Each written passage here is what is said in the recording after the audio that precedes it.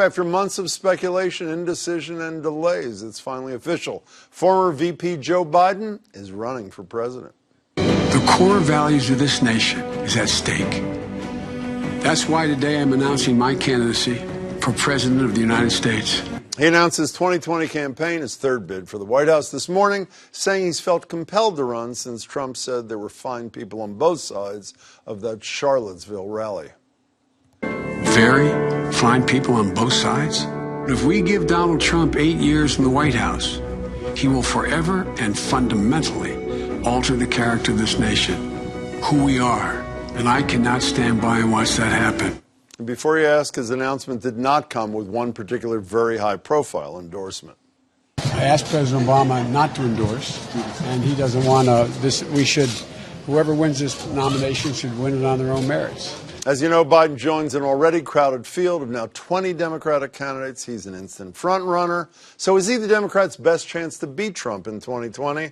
And is that what matters most to primary voters? Joining me are Joanna Weiss. She's the editor of Experience magazine at Northeastern University. Hi, Joanna. It's good to see you. Scot Lehigh is an op-ed columnist at the Boston Globe. Hello to you. Scott, so is the third time the charm for this guy or no? Well, I think he starts off differently. I think I believe he has a base this time that he didn't have before. He's got attention. He's had a big profile. What's his base? What's his base? I think he has a reach with a kind of lunch bucket voters.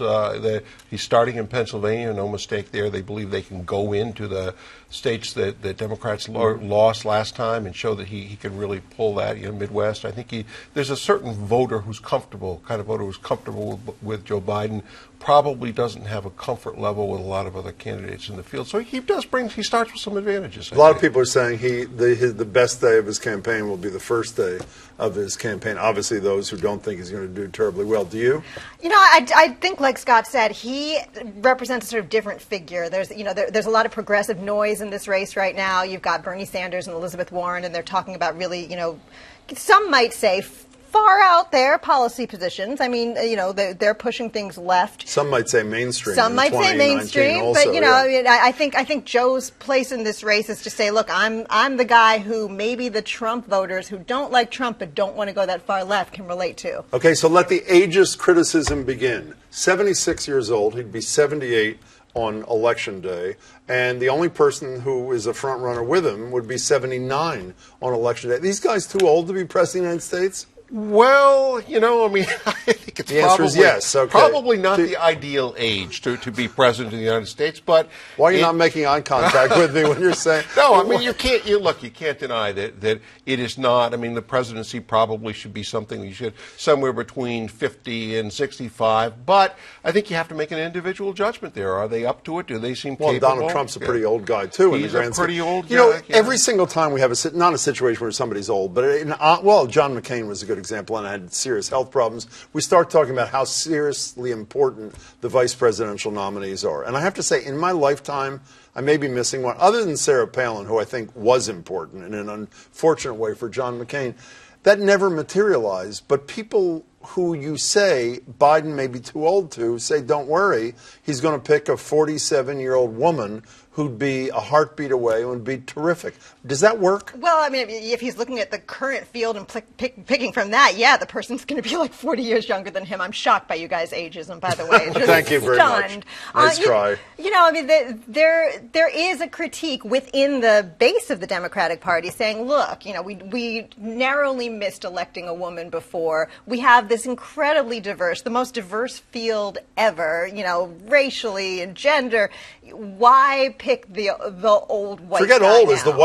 Is being a white guy alone a liability in this race in the Democratic primary? I think for some people it is, and you'll hear people on Twitter saying, get out right now. He said man in his opening email, and I can't take it. But I think there are a lot of people who, again, the mainstream is going to say, are we taking it a little too far? Can we look at the person? Can we start to spend a minute on liabilities? Everybody mentions from leadership on a fairly draconian criminal justice thing that obviously Hillary Clinton took some crap for. Others talk about head kissing or hair smelling or whatever. It seems to me the biggest problem potentially for him is this woman, a local woman. Now here's Anita Hill, or Joe Biden on Anita Hill. Excuse me.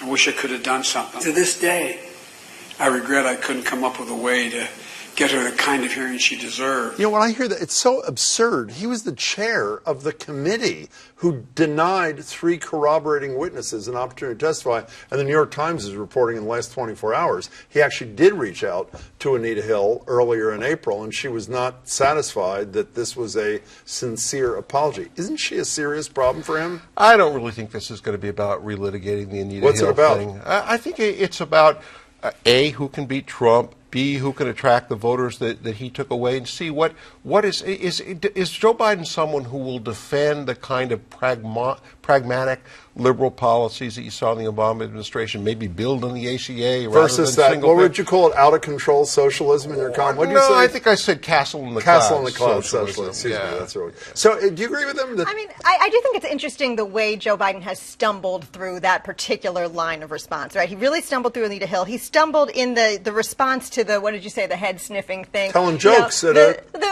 the video, that video, which was much less scripted, he looked like, you know, Grandpa kind of musing about the weird young folks and how their ways have changed. And so, you know, if he does not want to look too old, he's going to have to come up with some good answers and some, you know, reflective and honest sounding, Can I be clear here? Answers. Scott and I are not the ageist. You are the ageist. You know, I want to get back to what he said, which I think is a critical issue too. There's this Monmouth poll, and there have been polls on both sides of this issue taken in February asking Democratic voters which candidate would they prefer. One you agree with on all the issues but have a hard time defeating Trump. That person got 33% support. One you don't agree with on almost anything, but much more likely to defeat Trump, 56%, almost 2 to 1. He is perceived, not just based on polling, but anecdotally, as the man or person most likely to be able to beat Donald Trump. That is number one in the minds of most Democrats, isn't it? And that's his argument, and that's his lane. I mean, that's why it's not just name recognition. It really is the whole persona, you know, age and gender possibly included in that. Is that a big deal? Well, with this caveat, people always look at it and say, yes, but the candidate who agrees with me is the one who I think is most likely to win. In some of these polls, people who are not even supporting him say that he is the most likely to beat Donald Trump. Well, but let's say, take the Bernie people, for example. I think Bernie would have a very hard time beating Donald Trump.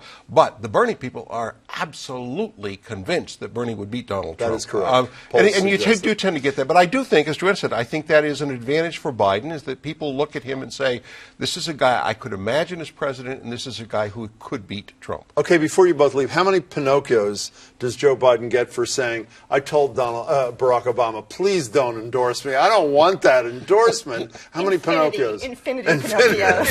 I don't want your endorsement because I'm not getting it? Is that what he's saying? I think he probably, yeah. I mean, obviously, if Obama was going to endorse him, I think he would want to take it. Nice to see you, Scot Lehigh. Great to see you, James. Joanna, good to see you. Thanks so much for your time.